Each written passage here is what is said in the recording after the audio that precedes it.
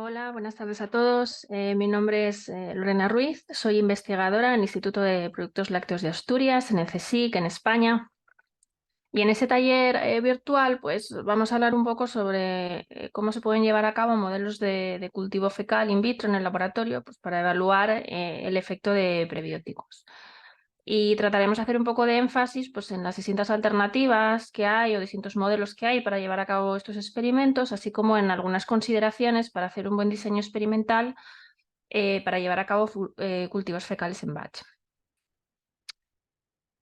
Un poco a modo de introducción, ¿no? Para justificar por qué puede ser interesante llevar a cabo ese tipo de modelos, pues desde siempre ha sido conocida la relación o el impacto de la alimentación o la dieta en nuestra salud. Pero en los últimos años, pues, se ha puesto de manifiesto que un elemento muy importante en esta interrelación entre la dieta y la salud es nuestra microbiota intestinal, entendida como el conjunto de microorganismos que se encuentran en nuestro tracto gastrointestinal. Por ello, se postula que modular la microbiota a través de ingredientes específicos en nuestra dieta, pues, puede ser una estrategia para prevenir o mejorar algunos trastornos de salud.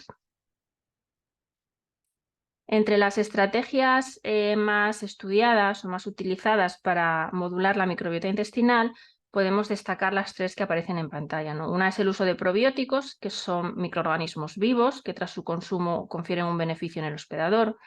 Prebióticos, que serían ingredientes que no son digeridos por los enzimas del hospedador, pero sí son utilizados por la microbiota.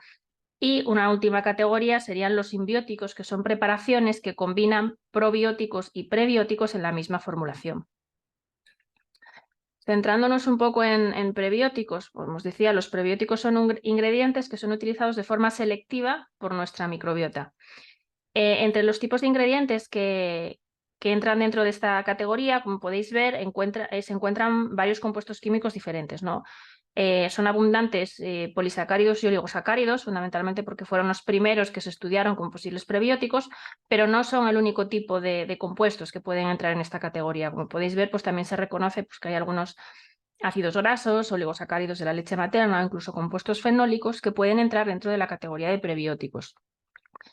Que, como os digo, pues los requisitos que deben cumplir para poder ser catalogados como prebióticos es que no sean digeridos por los enzimas del hospedador, que se usen de forma selectiva por la microbiota y que, como resultado de este uso por la microbiota, redunden en un beneficio de salud demostrado sobre la población diana.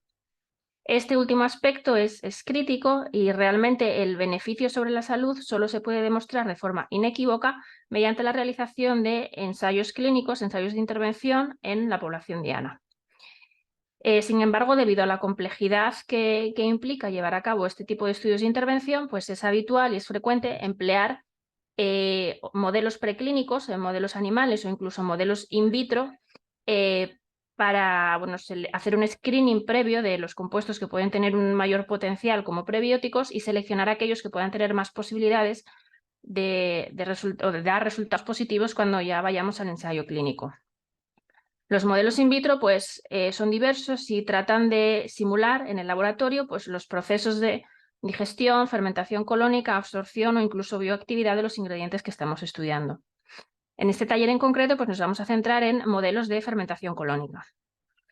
Los modelos de fermentación colónica permiten cultivar in vitro una microbiota intestinal compleja, bajo condiciones controladas de laboratorio. Son muy útiles porque nos permiten ver la interrelación entre ingredientes de la dieta y nuestra microbiota. Esta interrelación, pues, nos permite monitorizar, por ejemplo, cómo determinados ingredientes modifican la composición o la actividad de la microbiota intestinal, pero también podemos ver cómo la microbiota intestinal va degradando esos ingredientes o los va metabolizando y los va transformando en otros compuestos. Este seguimiento de la relación ingredientes-microbiota en un modelo de fermentación colónica, pues, se monitoriza mediante distintos tipos de análisis. Se suelen emplear técnicas moleculares, generalmente basadas en secuenciación masiva, para monitorizar la composición y el potencial funcional de las poblaciones de la microbiota que tenemos en nuestro cultivo. Pero también se pueden utilizar y se suelen utilizar otras técnicas analíticas para monitorizar, por ejemplo, pues, la producción de metabolitos microbianos durante la fermentación.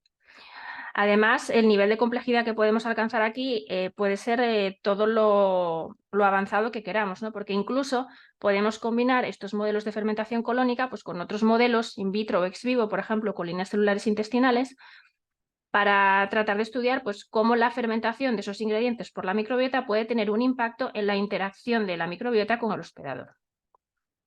Y como os digo, pues todo este conjunto de estudios in vitro pues, pueden ser muy útiles para hacer una preselección de los ingredientes o las condiciones que pueden ser más interesantes para testar ya en modelos más avanzados, ¿no? Preclínicos animales o clínicos en humanos. En cuanto a los modelos de fermentación colónica, pues podemos distinguir dos grandes grupos de modelos. Tenemos los modelos en batch, que son los más sencillos, y los modelos dinámicos.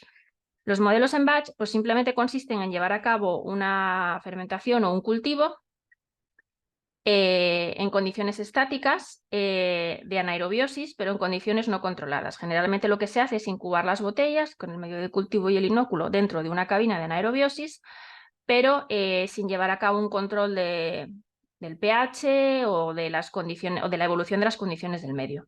Los modelos dinámicos son un poco más complejos técnicamente, pero permiten llevar a cabo una monitorización y un control a tiempo real de factores tan críticos como el pH, el oxígeno disuelto, o incluso permiten la entrada periódica de medio fresco para aportar de forma más o menos continua nuevos nutrientes a nuestra microbiota. Además, existen modelos dinámicos diversos, ¿no? Tenemos los modelos más sencillos que utilizan una única vasija, pero luego hay modelos mucho más complejos que pueden llegar a utilizar pues, varias vasijas, generalmente conectadas en serie, de forma que cada una de ellas puede simular las condiciones de una región del tracto gastrointestinal diferente. Y todos estos modelos dinámicos pues, suelen ser modelos automatizados, controlados por ordenador. En todos los casos, independientemente del modelo de fermentación colónica que se haga, pues como os decía, luego el estudio de las muestras pues, se puede llevar a cabo a distintos niveles, ¿no? Generalmente se estudia la composición de la microbiota, puede ser por técnicas basadas en secuenciación o por otro tipo de técnicas, pero luego se pueden estudiar otros parámetros, ¿no? Como la producción de gases, el consumo o la metabolización de los sustratos que nosotros estamos estudiando, o la producción de metabolitos microbianos, pues como los ácidos grasos de cadena corta, amonio, etc. Y también, como os decía antes, pues las muestras de estas fermentaciones fecales también podrían testarse a posteriori en otros modelos in vitro ex vivo de interacción con el hospedador. ¿Qué ventajas, qué inconvenientes tiene cada uno de estos tipos de modelos? Bueno, los modelos de fermentación en batch, la principal ventaja que tienen es que son muy sencillos de implementar. A nivel técnico son muy sencillos de llevar a cabo en el laboratorio. Y por tanto es posible incluso miniaturizarlos o hacer ensayos en paralelo con varias vasijas de cultivo, varias botellas de cultivo. La gran ventaja que podemos ensayar simultáneamente pues, muestras fecales procedentes de varios donantes, por ejemplo, para hacer un estudio de la variabilidad interindividual, o podemos comparar con el mismo inóculo, el mismo cultivo fecal, podemos comparar un número relativamente amplio de sustratos diferentes. Por tanto, son modelos muy útiles para hacer screenings preliminares.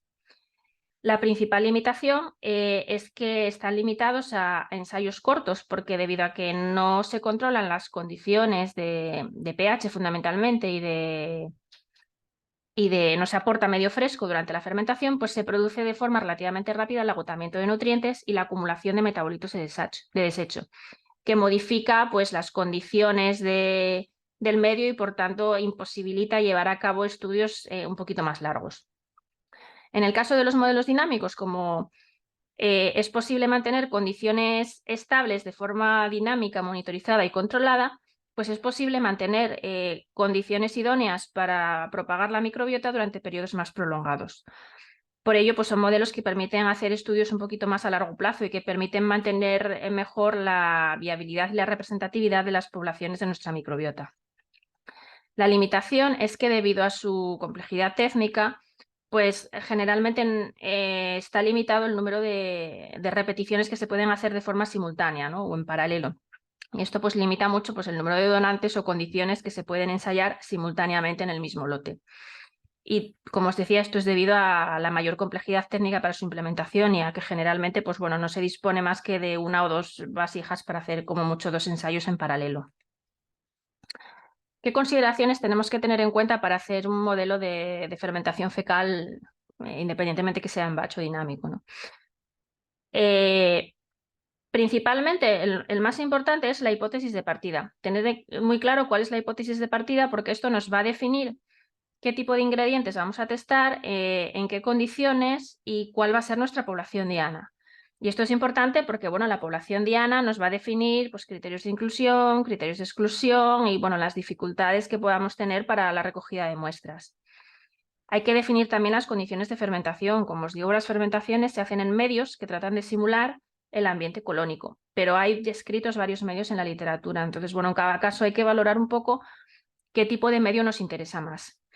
Definir el sustrato, prever posibles problemas que pueda darnos el sustrato, ¿no? A lo mejor si utilizamos un polisacárido, pues podemos encontrarnos con que precipita, no solubiliza, gelifica, hace que el medio agregue. Entonces, bueno, hay que tener en cuenta características propias del sustrato que vamos a testar, decidir las dosis que se van a utilizar y definir siempre controles. En los modelos de fermentación fecal en batch hay que hacer en paralelo siempre alguna fermentación control. El control puede ser el mismo medio de cultivo sin nuestro ingrediente, pero también puede ser el medio de cultivo pues, con algún ingrediente que queramos utilizar, digamos, como control positivo, ¿no? Por ejemplo, un prebiótico comercial, ¿no? Que ya esté demostrado que funciona en nuestra población diana.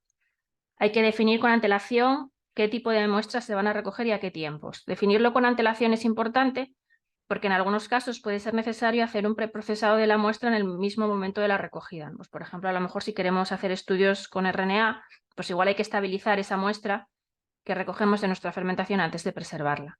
Y ya por último, bueno, planificar la conservación, el procesado y los análisis que se van a hacer sobre esas muestras.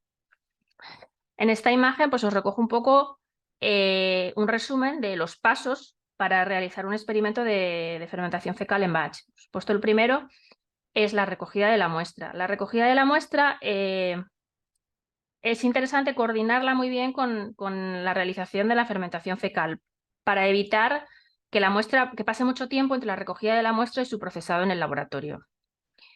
Lo ideal es que nada más recoger la muestra o como mucho en 1 hora desde su recogida, la muestra ya se introduzca en una cabina de anaerobiosis para evitar el contacto con el oxígeno en la medida de lo posible. Y una vez en la cabina de anaerobiosis se hace todo el procesado, como os pongo aquí en la diapositiva, utilizando material prerreducido, ¿vale? Material prerreducido quiere decir que todo el material que va a entrar en contacto con la muestra ha estado en la cabina de anaerobiosis durante al menos un día o una noche, ¿vale? Esto es importante para evitar la introducción de oxígeno. Y cuando digo todo el material, es todo el material, los medios de cultivo, las puntas de pipeta, los buffers, los tubos, etc. En la cabina de anaerobiosis, pues la muestra se pesa, se homogeneiza, se diluye y se inoculan ya las botellas de fermentación con el medio de cultivo y los sustratos que queramos testar. Y el siguiente paso es como os decía, la incubación y la recogida de muestras, generalmente de forma longitudinal durante la fermentación. Y de forma genérica, pues se suelen recoger muestras de células, o sea, en pellets, que son pellets de microbiota que se pueden utilizar para secuenciación o para hacer otros estudios directamente sobre las poblaciones microbianas, y muestras de sobrenadantes generalmente para estudios analíticos y metabólicos. Y en este vídeo recojo un poco una pequeña grabación que han hecho mis compañeras de laboratorio, demostrando pues, estos pasos que os acabo de contar, ¿no? Cómo se llevan a cabo en el laboratorio. Como podéis ver, está trabajando todo el tiempo con las manos metidas dentro de una cabina de anaerobiosis. Y es aquí donde se abre el bote de muestra por primera vez, ¿vale? Dentro de la cabina de anaerobiosis.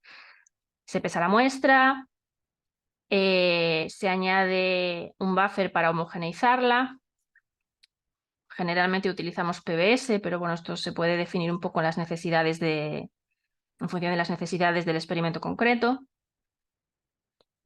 Y en la misma cabina de anaerobiosis es donde se homogeneiza la muestra, ¿vale? Hay que homogeneizarla pues, lo mejor que se pueda.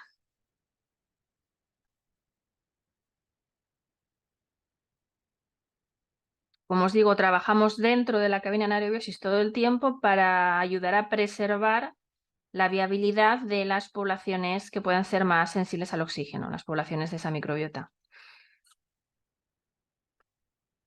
Se homogeniza la muestra y ahora veréis que una vez que está más o menos, bueno, lo mejor homogeneizada que hayamos podido conseguirla, pues se prepara una dilución en el mismo medio de cultivo que después se vaya a utilizar para conseguir después en el inóculo pues la dosis de unidades formadoras de colonia que hayamos predefinido en nuestro experimento. Se prepara la dilución y con este material es con lo que inoculamos ya las botellas para llevar a cabo la fermentación colónica. Como veis, las botellas ya estaban metidas con anterioridad en la cabina de anaerobiosis, lo que os decía antes. Y en este caso concreto, pues utilizamos una misma muestra de suspensión fecal, un único donante, para inocular 4 botellas con 4 condiciones diferentes, ¿vale? 4 sustratos diferentes. Como veis, se hace todo en paralelo.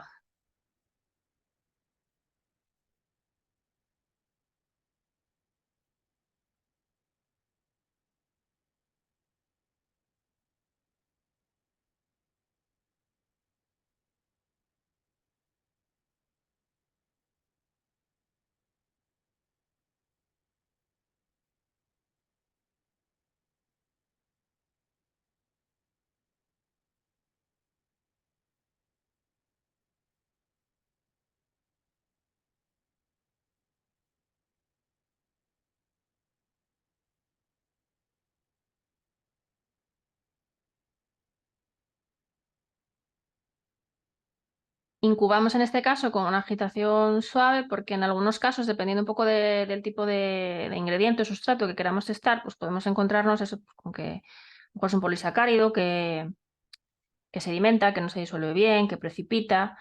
Entonces mantenemos un poquito de agitación para mantener el medio lo más homogéneo posible durante toda la incubación. Y después, pues a los tiempos que hayamos predefinido, se procede a la toma de muestras. Como veis, la recogida de muestras la hacemos también en condiciones de anaerobiosis. Y lo que hacemos es cogerle las muestras y en este caso se centrifugan para separar los pellets que contendrán la microbiota intestinal de los sobrenadantes que contendrán pues, el medio con los metabolitos que hayan podido liberar los microorganismos. Estos pasos de preprocesado de la muestra los hacemos en condiciones de anaerobiosis, pero bueno, esto podría realmente llevarse a cabo fuera si los análisis que vamos a hacer a posteriori pues, no son sensibles al oxígeno, ¿no? Pero por ejemplo, si queremos preservar la viabilidad de los microorganismos de esa fermentación, pues es interesante hacer estos pasos en anaerobiosis. Aquí, como veis, va a separar el sobrenadante del pellet bacteriano y luego ya las muestras están listas para preservar. En este caso se preservan a menos 20 grados centígrados, pero en función de los análisis que vayamos a realizar, pues podemos requerir un preprocesado previo diferente y a lo mejor una conservación en condiciones diferentes, ¿no? Quizá el ejemplo más típico es que si queremos hacer estudios con RNA, pues probablemente haya que estabilizar el RNA de esa muestra antes de congelarla y con algún tratamiento previo y generalmente a lo mejor conservarla a temperaturas más bajas.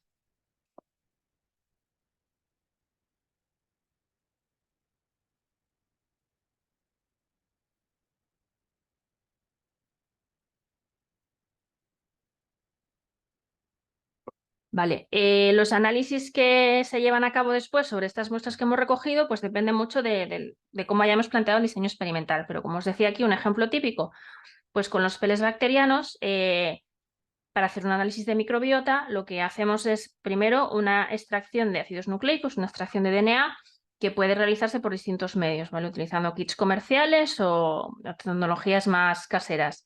Pero en todos los casos, pues todos los procesos tienen una serie de pasos comunes, ¿no? Y es que empiezan pues, con una lisis bacteriana, que puede ser mecánica, enzimática o una combinación de ambas. Y después hay que llevar a cabo una serie de pasos pues, para limpiar esos ácidos nucleicos y separarlos de otros componentes celulares, ¿no? De proteínas, de restos del citosol, etc. Cuando están purificados los ácidos nucleicos, pues antes de llevar a cabo ningún estudio de secuenciación, pues hay que cuantificar la cantidad de DNA que tenemos y determinar la calidad del mismo, ¿no? La pureza que tiene. Después se lleva a cabo el proceso de secuenciación en la plataforma que se haya diseñado y de acuerdo a cómo se haya diseñado, pues por ejemplo podemos hacer metataxonómica si secuenciamos solo el ARN ribosomal 16S, pero también se puede hacer metagenómica total si secuenciamos todo el DNA. Y después viene la fase de análisis, ¿vale? La fase de análisis pues puede ser todo lo sencilla o todo lo compleja que queramos hacerla. Es una fase bioinformática, depende de un análisis bioinformático, y con él pues lo que conseguimos es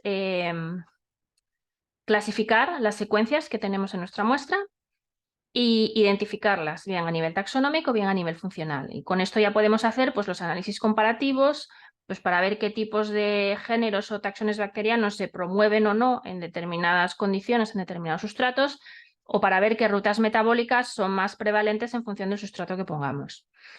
Estos análisis de microbiota pues, se suelen complementar con los análisis metabolómicos o de metabolitos que hayamos hecho.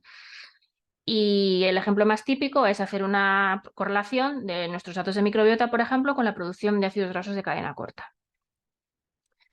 Pero como os digo, este análisis computacional y bioinformático pues puede ser todo lo complejo que queramos hacerlo. Podemos combinar distintos tipos de técnicas ómicas, de metagenómica, metabolómica, metatranscriptómica, proteómica, y también podemos tener en cuenta o incluir en el análisis, por supuesto, pues datos a lo mejor de la estructura de los sustratos que estamos estudiando e incluso de las características de los donantes. Y un poco a modo de ejemplo, pues os traigo aquí un caso práctico de un estudio que hicimos en el laboratorio, que publicamos el año pasado, en el que utilizamos fermentaciones fecales en batch para estudiar el posible efecto prebiótico de algunos subproductos agroalimentarios. Concretamente trabajamos con bagazo de manzana y con pectinas obtenidas a partir de esos bagazos de manzana. Trabajamos además con muestras de donantes fecales de dos grupos de población. Trabajamos con donantes sanos y con pacientes de enfermedad de Crohn. Y como os digo, llevamos a cabo las fermentaciones fecales en batch de forma paralela.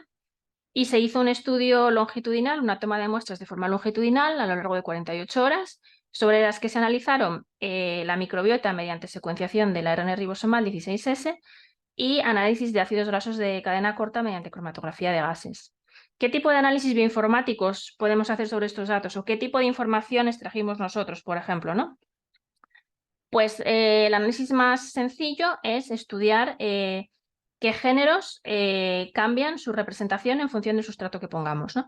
Y en este caso, por ejemplo, en este heatmap se representan los géneros, en columnas, los géneros que mostraron incrementos significativos en alguna de las condiciones de estudio. Las condiciones aparecen en forma de filas.